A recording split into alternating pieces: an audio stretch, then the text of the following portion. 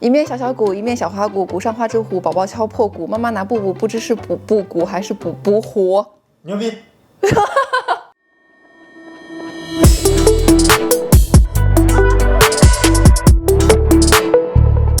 大家好，我是 Lina， 我是一名 RMT， 目前工作3年。其实难忘故事很多，我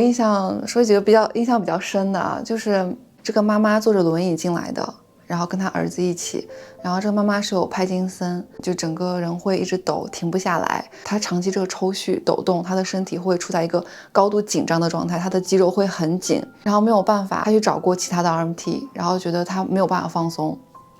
所以那天就刚好就约到了我，然后推着她进来的时候，是一样就抖着进来。那我们就整个治疗就是在他的轮椅上进行的，然后前10分钟你就是要评估看他到底除了这个肌肉酸痛还有什么其他的症状吗？我们的治疗的手法就完全不同，他这个时候非常的需要缓和，就根本不需要太大力，就帮他治疗10分钟之后，他就不再抖动了，他整个人他就睡着了，就是静下来了。他儿子就说他从来没有看到过他妈妈在这么短的时间内可以整个人平静下来，然后所以他们就继续又预约了第2次、第3次、第4次，然后每周都来。差不多到第7次、第8次的时候做完以后，他儿子打电话就说，我们第9次的预约要取消了，是因为他妈妈去世了。就反正那一刻就觉得突然少了点什么，因为你每周都会见这个人1次或2次，他每次走的时候都要努力的想记起你的名字，他说你是丽娜吗？你是不是丽娜？那我下次可以再来找你吗？他说话已经不是很清楚了，可是他努力想要表达说我想记住你，我想记住你这件事情，所以当时很感慨，觉得没有想到一点点的小举动可以对他的生活带来也挺大的改变。就是他说他可以也睡得稍微好一些，然后他说他每次来的时候心情就很开心，他每次来的时候就很开心，他每次都很期待下一次的 visit。 这样，我之前是做过2年的护肤品销售经理，之后又去考了美容师牌照，从业美容师8年，那8年确实对我人生中是一个很大的转折点。我从那个时候也学会了如何跟客人交流沟通，如何跟同事和谐相处，因为我自身原本是一个很内向的女生。之所以从美容师想要说去读 RMT， 是因为首先累积了很多的客人，他们会慢慢的会问你一些很专业的问题，就比如说他们脖子痛、背痛，到底是因为什么，就是更深层的问题你是无法回答他们的，作为美容师的话。再加上当时也是机缘巧合碰到这位大姐，她就一直跟我说小姑娘，就是你为什么不去做个 RMT 呢？各方面薪资比较好，然后工作时间也很灵活。我当时思考了很久，因为我知道 RMT 很难读，但想想现在我们这个社会吧，很多人大家对自我康复保健的意识会越来越强，各种各样的老龄化和这种工作的亚健康这些问题，所以我觉得如果我可以帮到最需要的人，然后出一份力，我会觉得是件特别骄傲的事情。我治疗的一些客人，我发现他们都很喜欢跟我聊天，他们很喜欢聊一下自己不开心的事情，好像这个时候就是他们可以发泄情绪的一种方式吧。记得有一个也是个大姐，然后进来的时候治疗做到一半，她就开始抽泣，开始哭。当时其实她什么都没有说，她只是开始哭。那作为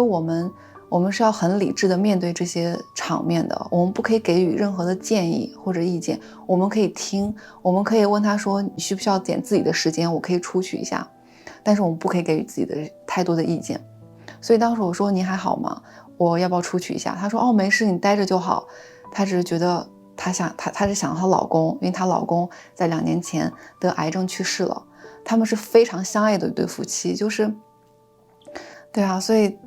她就是一想到这些，她就觉得就控制不住自己。她就跟我讲她老公，他们有多幸福多相爱，可是她查出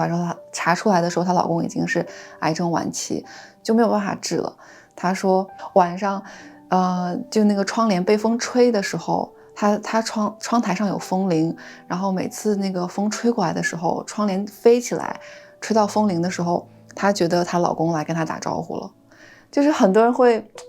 觉得听起来是会很灵异吗？会觉得身体一发冷吗？但是我当下不会，我就感觉好像被他带到那个情绪里面了。我深知道，你如果失去一个深爱你的人，是多痛苦的一件事情。你可能每天在幻想他没有离开过，所以你身边的一草一木，风吹过的这种声音，他都会幻想他的爱人还在。所以那个 treatment 给我留下很深的印象。我没有想到两个陌生人他会给我如此大的信任，就感觉每天都在崩溃就是太难了。就是我一开始会我想象到它很难，因为我们要学很多的科目，我们要把整个人体的人体解剖学、生理学、病理学、神经学一些相关的外科手术、营养学，各种各样的理论跟实践，你就是一股脑的就是涌上来。我以为做好了心理准备，没想到开学的时候简直就是崩溃本身英文已经是我第二语言了，对，然后它一些专有名词都是就是拉丁文，可能一个单词有20多个字母组成，就是觉得这怎么背啊？就翻开来没几个认识的。就好在当时我们班有8个华人，然后大家都特别团结，就觉得我们就我们要一起努力，一起学习，一起毕业。因为基本上就是每天2天小考，3天一大考，一个礼拜就是在考试跟做作业、考试 PPT、考试做 project 当中度过的，也很少有休息。我记得读书那段时间，我每天睡不到5个小时吧，但是开心的日子也是挺多的。就是当每一次考试过的时候，每一次学期期末的时候，放假之前，然后我们每个人发现都考过了，就觉得真的是没有白努力的感觉就觉得哇太好了，这个夜没有白熬你知道吗？说一个比较最近的吧，就是前2个礼拜来了一个客人，他说他腰不舒服，腰很痛，他说他去了急诊，可是医生不管他，不想给他拍 X-ray， 然后他也不知道为什么啊，医生就说建议你去看一下 RMT， 找一下理疗师，然后他说所以我来这里了，但是你们能做什么呢？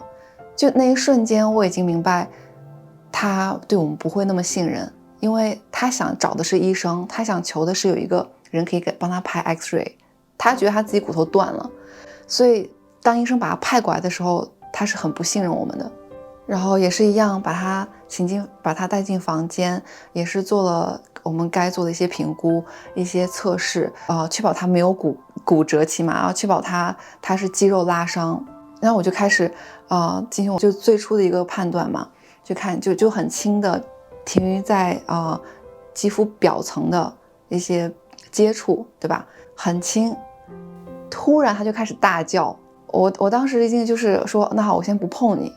万一是我把你碰痛了呢，对吧？我说我先不碰你，然后就开始我就站在那边看着他，他就一直叫，大叫。虽然我没有碰到他，他还在一直叫。我当时我是第一次碰到这种事情，但是我也没有慌。我不知道，我当时就是没有慌，我觉得他叫一定是有其他的原因。然后我当时想说没事的，我就说没事的，没关系的，你现在动不了，你就过一会儿，我们慢慢的，没关系。你只要让自己一个最舒服的状态保持就好。你现在这样不舒服，那我扶你起来。然后他说好，然后慢慢的扶他起来，然后他就开始哭，就是从之前的大叫变成哭。然后我当时想说那所以他一定是有不开心的事情。就是人是这样子，我们的疼痛吧，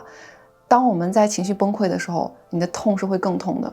所以当时看到他哭的时候，我就更加没有慌了。就是我知道他前面的叫啊喊啊，就他需要关注，他特别的需要关注。然后我说没事啊，没事的。然后我就帮他扶起来，然后帮他上半身全部帮他包好，然后找到一个他最舒适的姿势，帮他诊断他腰部腰劳损的那个地方。然后那他就慢慢的哭声越来越小，就变成抽泣。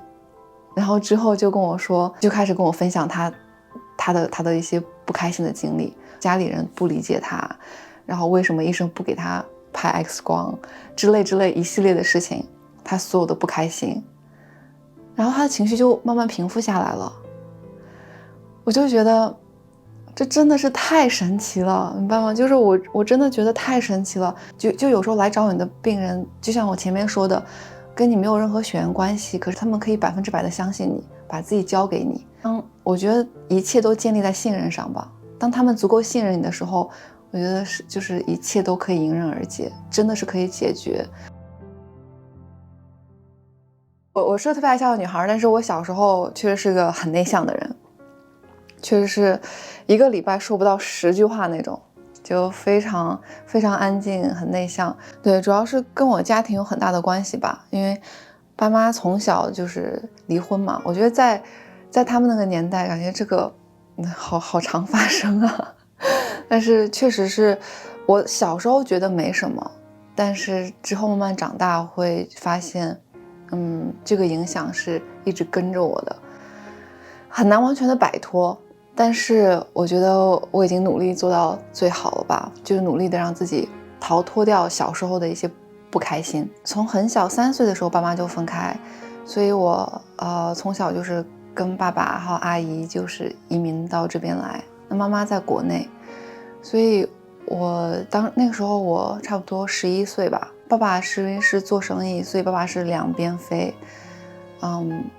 大部分时间我都是你至少一个人消耗掉很多情绪嘛。因为在学校也并不是一个多讨喜的人，小时候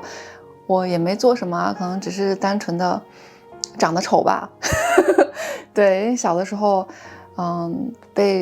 我倒是没有经历什么很严重的学校霸凌，大家没有动手，大家只有个别几个小孩会比较会爱嘲笑你，觉得啊你怎么这么丑啊，你这么丑怎么好意思喜欢别人啊。我那时候会变得很自卑，很内向，更不爱说话，也不爱跟人打交道。我那时候很胖，然后戴眼镜，还很黑，我还戴牙套，也不会打扮。反正就是每一年，就是每个新学期开始，我就会莫名其妙的被安上一个没有见过的那个暗恋的人，我甚至都不知道对方是谁。可是大家会比如说开我的锁呀，会在我的笔记本里面乱画，会在上面写，就模仿其他男生留言。我每个学期我的那个密码锁总会被我左右两边的男生就是给拿走，然后被他们盗密码。我的密码锁从来就不属于自己，这方面经常被他们欺负吧。大概也是从那个时候觉得，哇，外表真的这么重要吗？就是我就不能好好的做个善良的女孩吗？就是我一定要长得好看吗？所以那个时候就是我认为外表这个东西就让我觉得又想得到，可是又很讨厌。就是为什么要拿外表说事？他外表算什么？然后在学校经历的这些，我也没有人可以讲，因为你回到家之后，爸爸是一个很传统、很严格的父亲，他会在乎你的成绩，他会在乎你在学校的表现，可是他很难在乎到你这种很细微的情绪的变化。特别是当爸爸回国的时候，就不在这边的时候，就觉得那真的是更没有人听你说这些了。然后我这个人可能性格底色是比较相对乐观的吧，我总觉得我得找个方法，就是排解一下自己这种情绪。所以也就是那个时候我特别爱看书，我差不多1个礼拜10本没有问题，因为我几乎不讲话。我当时看郭敬明，看韩寒，看安妮宝贝，看张小娴，就是我会觉得在书里面可以找到一些跟我差不多经历的人吧，就是那个青春那个年代。我那个时候才觉得我可能就是不是自己一个人在经历这些。对，我就会在书里面找到很多被安慰到的点，就觉得就是有什么大不了的，就是自己一个人就是能扛也能扛过来。我特别喜欢喝的一个吧，大都会 Cosmopolitan， 就是我们的欲望都市里面的女主最爱的一杯酒。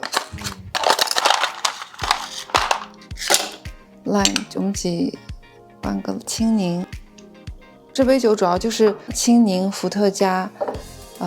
橙啤酒和cranberry juice，它会是酸甜可口，非常好喝。里面橙啤酒。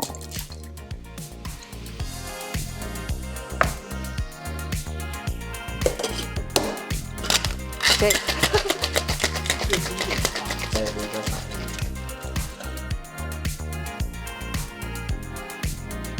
这样第一口就会很香，我就喜欢这样给它